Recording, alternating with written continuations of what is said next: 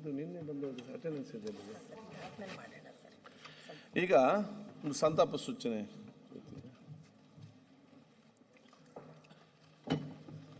ಮಹಾರಾಷ್ಟ್ರ ರಾಜ್ಯದ ಉಪಮುಖ್ಯಮಂತ್ರಿಯವರಾದ ಶ್ರೀ ಅಜಿತ್ ಪವಾರ್ ಮತ್ತು ಇತರ 5 ಸಹ ಪ್ರಯಾಣಿಕರು ಈ ದಿನ ಬೆಳಿಗ್ಗೆ ವಿಮಾನ ಅಪಘಾತದಲ್ಲಿ ನಿಧನವಾಗಿರುವುದನ್ನು ಈ ಸದನಕ್ಕೆ ಅತ್ಯಂತ ವಿಷಾದದಿಂದ ತಿಳಿಯಬಯಸುತ್ತೇನೆ.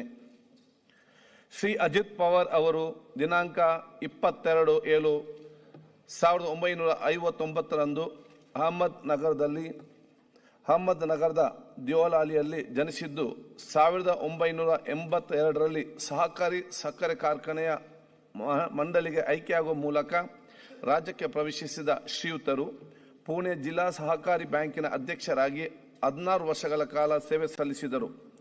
1991ರಲ್ಲಿ ಬಾರಾಮತಿ ಕ್ಷೇತ್ರದಿಂದ ಮೊದಲ ಬಾರಿಗೆ ಲೋಕಸಭೆಗೆ ಆಯ್ಕೆಯಾಗಿದ್ದ ಅವರು ಕೇಂದ್ರ ರಕ್ಷಣಾ ಸಚಿವರಾಗಿ ಸೇವೆ ಸಲ್ಲಿಸಿದರು. ನಂತರ ಬಾರಾಮತಿ ವಿಧಾನಸಭಾ ಕ್ಷೇತ್ರದಿಂದ 7 ಬಾರಿ ಮಹಾರಾಷ್ಟ್ರ ವಿಧಾನಸಭೆಗೆ ಆಯ್ಕೆಯಾಗಿದ್ದರು. ಕೃಷಿ ಮತ್ತು ವಿದ್ಯುತ್ ಖಾತೆ ರಾಜ್ಯ ಸಚಿವರಾಗಿ, ಮಣ್ಣು ಸಂರಕ್ಷಣೆ, ವಿದ್ಯುತ್ ಮತ್ತು ಯೋಜನಾ ರಾಜ್ಯ ಸಚಿವರಾಗಿ, ನೀರಾವರಿ ಇಲಾಖೆಯ ಸಂಪುಟ ದರ್ಜೆ ಸಚಿವರಾಗಿ, ಗ್ರಾಮೀಣ ಅಭಿವೃದ್ಧಿ ಸಚಿವರಾಗಿ ಹಾಗೂ ಮಹಾರಾಷ್ಟ್ರ ವಿಧಾನಸಭೆಯ ವಿರೋಧ ಪಕ್ಷದ ನಾಯಕರಾಗಿಯೂ ಸೇವೆ ಸಲ್ಲಿಸಿದರು. ಮಹಾರಾಷ್ಟ್ರ ರಾಜ್ಯದ ವಿವಿಧ ಸರ್ಕಾರಗಳಲ್ಲಿ ಅಡಿಯಲ್ಲಿ 6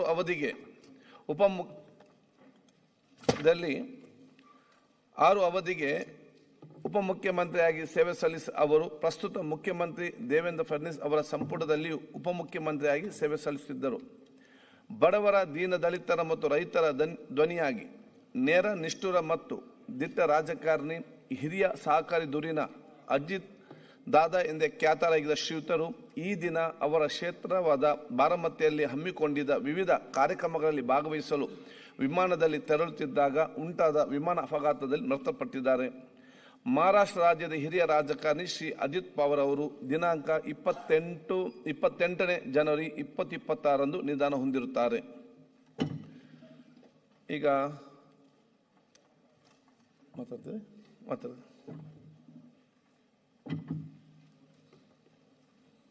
ಮಾನ್ಯ ಅಜಿತ್ ಪವಾರ್ ಅವರ ಅಗಲುವಿಕೆಯ ಬಗ್ಗೆ ತಾವು ತಂದಿರತಕ್ಕಂಥ